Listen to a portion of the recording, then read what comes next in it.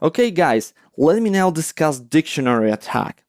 And in order to do it, I will first start with a question. Can I guess a user's password without any limitations? That's the question, and the question is very much related to dictionary attack because the dictionary attack is about guessing a user's password without any limitations.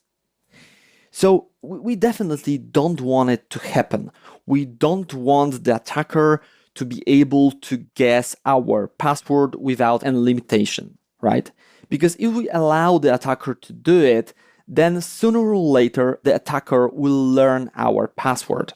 And how the attacker is gonna do it? The attacker is gonna have a list of most popular passwords, and the attacker is gonna launch an automated attack so that there will be multiple login attempts with different combinations of email and password from the list, email and another password from the list, right?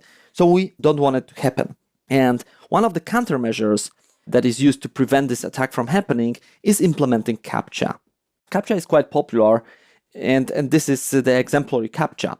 So CAPTCHA is something that we humans, we can recognize the text here, the structure here, right? I, as a human, can say, well, this is RJCSN. But, well, I am a human. Now, humans are, able to recognize something like this.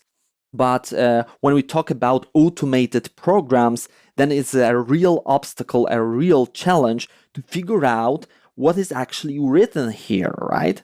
And that's the reason why it is actually the countermeasure, right? Because it's an obstacle that prevents an automated program to do this kind of automated attack.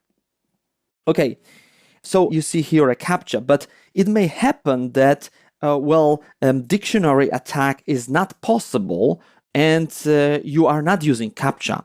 In other words, CAPTCHA is not the only countermeasure for a dictionary attack. So let me discuss another countermeasure, and it's gonna be another question, like, is the account blocked after 3, 5, or 10 unsuccessful login attempts? So now you can answer this question, how it works in your web application.